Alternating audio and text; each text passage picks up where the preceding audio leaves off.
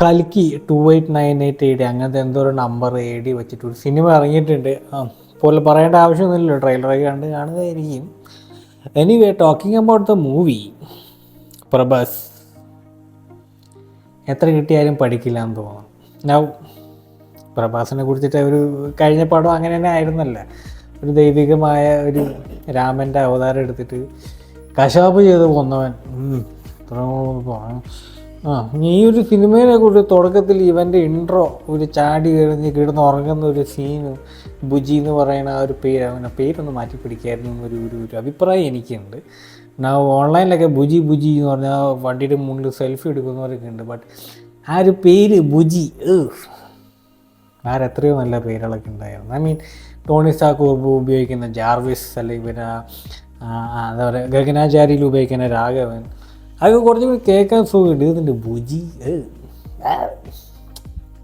Anyway, talking about the movie, ഞാൻ ഈ ഒരു ക്യാരക്ടറിൻ്റെ ഭയങ്കര ഫാനായി മാറി.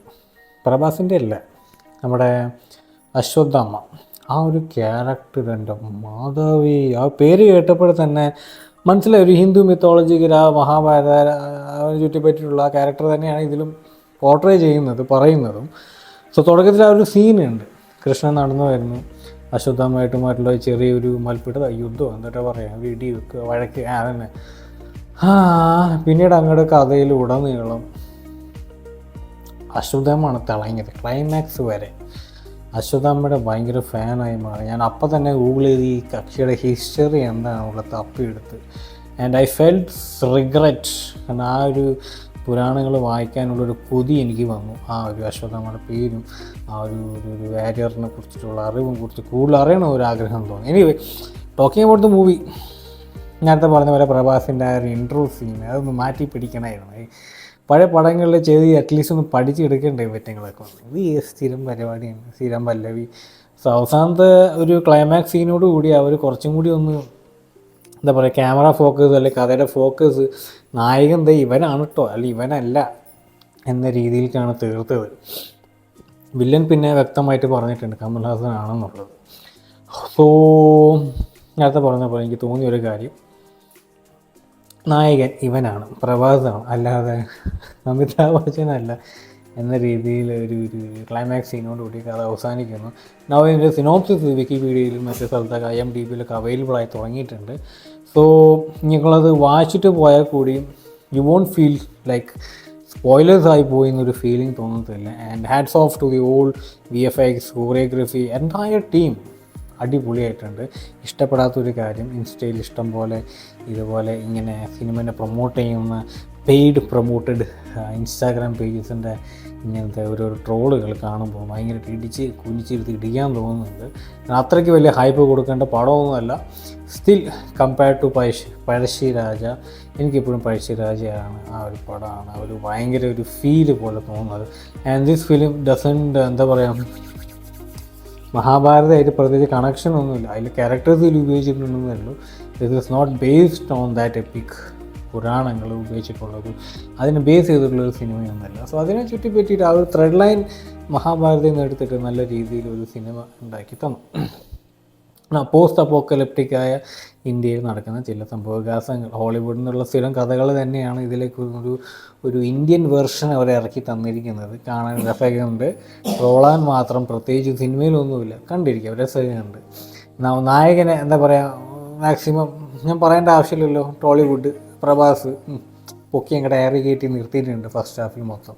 സെക്കൻഡ് ഹാഫാണ് കുറച്ചും കൂടി ഒരു സുഖം. ഇഷ്ടപ്പെട്ട സീൻ എന്ന് പറയുന്നത് ആ ക്ലൈമാക്സിൽ ആ ഫൈറ്റ് തന്നെയാണ്.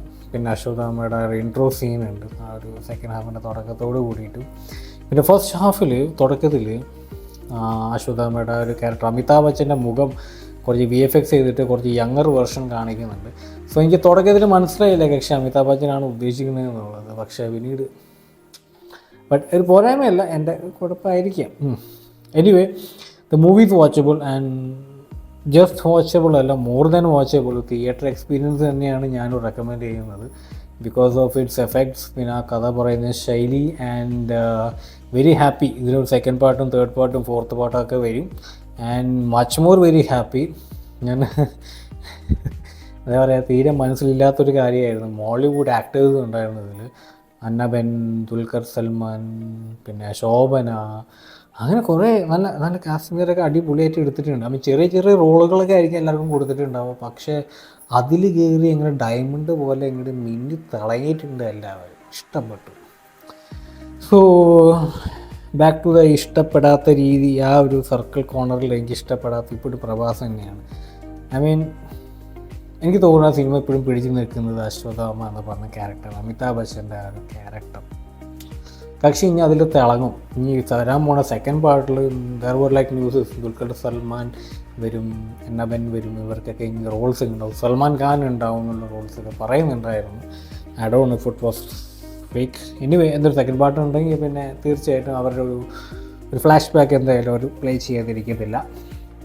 സോ ഗൈസ്, വാചകമാകുന്നതിനേക്കാളും കൂടുതൽ രസം ഈ സിനിമ കണ്ടിരിക്കുന്നത് തന്നെയാണ്. നൗ ഏതൊരു സിനിമയ്ക്ക് അതിൻ്റേതായ നെഗറ്റീവ് ലൈനൊക്കെ ഉണ്ടാവും, അതുപോലെ ഈ സിനിമയ്ക്കും ഉണ്ട്. ആസ് യൂഷ്വൽ പ്രഭാസ് തന്നെയാണ് നെഗറ്റീവ് ലൈൻ. ബാക്കിയെല്ലാം ഓക്കെയാണ്, ബാക്കിയെല്ലാം ഓക്കെ തന്നെയാണ്. സിനിമ എടുക്കുന്ന രീതി, കമൽഹാസൻ്റെ റോളും, വില്ലൻ്റെ ഒരു ഫ്ലാഷ് ബാക്ക് കാണിച്ചിട്ടില്ല. വൈ ഹീ സോ വില്ലനസ് എന്ന് പറഞ്ഞ് കാണിച്ചിട്ടില്ല. സോ ദ വേ ഗംഗ വെറ്റിയിരിക്കുന്ന രീതി, അവിടെ ഈ മാഡ് മാക്സ് ഫ്യൂരിയിലെ പോലത്തുള്ള വണ്ടികളൊക്കെ ഉപയോഗിച്ച് ഇങ്ങനെ കൊണ്ട് പോകുന്ന സംഭവങ്ങളും എല്ലാം കൊള്ളാം. നമ്മൾ ഓരോ സിനിമകളും ഈ സിനിമയുടെ ഓരോ സീൻസ് എടുത്ത് നോക്കുമ്പോൾ നമുക്ക് ട്രോളാൻ തോന്നും. ഇത് മെട്രിക്സ് സിനിമയിൽ, ഇത് മാഡ് മാക്സ് ഫ്യൂരിയിലുള്ള, ഇത് മറ്റേ സിനിമയിലുള്ളതല്ലേ എന്നൊക്കെ തോന്നുന്നു പോവും. ബട്ട് സിനിമയിൽ അങ്ങോട്ട് ഇറങ്ങിക്കഴിയുമ്പോൾ നമ്മളങ്ങോട്ട് അതങ്ങോട്ട് മറന്നു പോകും. സോ അത് ട്രോളാനും തോന്നുന്നതല്ല. കഥയൊക്കെ കൊള്ളാം, അടിപൊളിയായിട്ടുണ്ട്. ആൻഡ് എസ്പെഷ്യലി കർണൻ തൻ്റെ ആ ഒരു വടി പിടിക്കുമ്പോൾ ഒരു ഇത് വരുന്നുണ്ടല്ലോ, അതൊക്കെ നല്ല അടിപൊളിയായിട്ട് കാണിച്ചിട്ടുണ്ട്. So and to be noted, കാരണം ഈ ഒരു കാസ്റ്റിംഗ് ഇവരുടെ ഈ ഒരു ടോട്ടൽ തെറ്റായിട്ട് പറയാം, കൊട്ടായ്മ ഉണ്ടല്ലോ, ഇവരുടെ ടീമുണ്ടല്ലോ, ഈ ടീമിൽ ഇന്ത്യൻസ് മാത്രമല്ല, പുറമേയുള്ള ഇഷ്ടംപോലെ ആർട്ടിസ്റ്റൻസൊക്കെ കയറി വർക്ക് ചെയ്തിട്ടുണ്ട്. ക്യാമറയുടെ ഫ്രണ്ടിൽ, ക്യാമറയുടെ ബാക്കിലും. സോ ദാറ്റ്സ് വൈ ഒരു ഹോളിവുഡ് അല്ലെങ്കിൽ ഒരു ഇൻ്റർനാഷണൽ ലെവൽ ടച്ച് ചെയ്ത സിനിമയിൽ വന്നിട്ടുണ്ട്. So there should be lot of accolades following this movie. കൊള്ളാം. കൽക്കി 2898 AD കൊള്ളാം. ബുജി എന്ന് പറഞ്ഞ പേര് മാത്രം അത് വല്ലാത്ത ഒരു കിഡീഷായിപ്പോയി. ഐ മീൻ സീരിയസ്ലി ആ ഒരു പേരല്ലാണ്ട് വേറെ എന്തെങ്കിലുമൊക്കെ പിടിക്കുകയായിരുന്നു. പിന്നെ പ്രഭാസിൻ്റെ എൻട്രി സ്ഥിരം ശൈലി, പ്രഭാസ് ഇങ്ങനെ പറന്നു പോകുന്ന ആ പണ്ടാരെങ്കിലും പറന്നു പോകുന്ന ആ ഒരു ഷൂ കാണുമ്പോൾ തന്നെ അറിയാം നമ്മുടെ ഗാർഡിയൻസ് ഓഫ് ദ ഗാലക്സിയിലെ മറ്റേ ഗഡിയുടെ ഷൂ ആയിരിക്കും അത് പറഞ്ഞാൽ ഒരു സിനിമകളായിട്ട് റെഫറൻസ് അതായത് കോപ്പി ഒരു ഏട് ചീന്തി എടുത്ത് കൊന്ന പോലെയൊക്കെ തോന്നും. ബട്ട് നമുക്കത് എന്താ ട്രോളാൻ തോന്നത്തില്ല. നല്ല രീതിയിൽ ഈ കക്ഷി ഡയറക്ടർ നല്ല രീതിയിൽ അതൊക്കെ ഒന്ന് ക്ലൈമാക്സ് ചെയ്ത് അവതരിപ്പിച്ച് തന്നിട്ടുണ്ട്. സോ അതൊക്കെ തന്നെ പറയാനുള്ളൂ. പോയി ചെന്ന് കാണും, എക്സ്പീരിയൻസ് ദിസ്. മറ്റേ പരശുരാം, മറ്റേ എന്തൊരു പഴയ പടമില്ലേ പ്രഭാസിൻ്റെ, അതുപോലത്തെ ഒന്നുമല്ല. മറ്റേ സീറ്റൊന്നും ഒഴിച്ചിടേണ്ട ആവശ്യമൊന്നുമില്ല. ഹനുമാൻ എല്ലാവരും വന്ന് സ്ഥിരമായി എന്താ പറയുക നല്ല രീതിയിൽ കണ്ട് ആസ്വദിക്കാൻ പറ്റുന്ന നല്ലൊരു പടമാണെന്ന് എനിക്ക് ഫീൽ ചെയ്തത്. ആൻഡ് നേരത്തെ പറഞ്ഞ പോലെ very happy to see Mollywood actors. അവരൊക്കെ ചെത്തി മിന്നി. ഞാൻ മലയാളം വേർഷനാണ് കാണാൻ പോയത്. ദുൽഖർ സൽമാൻ്റെ ആ ഒരു ഇൻട്രോ, ഐ മീൻ ആ ഒരു മുഖം കാണിച്ചപ്പോൾ തന്നെ ഓഡിയൻസിൻ്റെ ഇടയിൽ ഒരു കയ്യടി ഒന്ന് പോകുന്നു. അങ്ങനെ പ്രഭാസ് വന്നപ്പോൾ അത്ര കയ്യടി ഒന്നും ഫീൽ ചെയ്യത്തില്ല. പക്ഷേ ടോളിവുഡിൽ പടം ഇറങ്ങിയപ്പോൾ ചിലപ്പോൾ ഉണ്ടാവുമായിരിക്കും. So guys that's my review.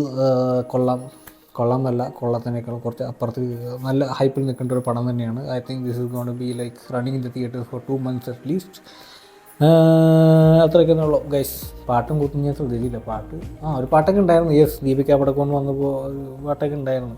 അത്രയുള്ള ശ്രദ്ധ തോന്നുന്നില്ല. ബട്ട് ആൻഡ് എനിക്ക് തോന്നിയ ഒരു കാര്യം, ഒരു റിസംബ്ലൻസ് എനിക്ക് ഫീൽ ചെയ്തൊരു കാര്യം, നമ്മുടെ അശ്വത്ഥാമ്മയുടെ നെറ്റിയിൽ മറ്റവൻ്റെ ടീമില്ല, എന്നിട്ട് അവൻ്റെ പേര് മാർവൽസിലേക്ക് സകലെണ്ണപ്പോൾ എന്താ പറയുക, മാർവൽസ് ഇങ്ങനെ ഉണങ്ങിപ്പോയി ഇവറ്റിങ്ങളുടെ പേര് മറന്ന് ഓടിപ്പോയി.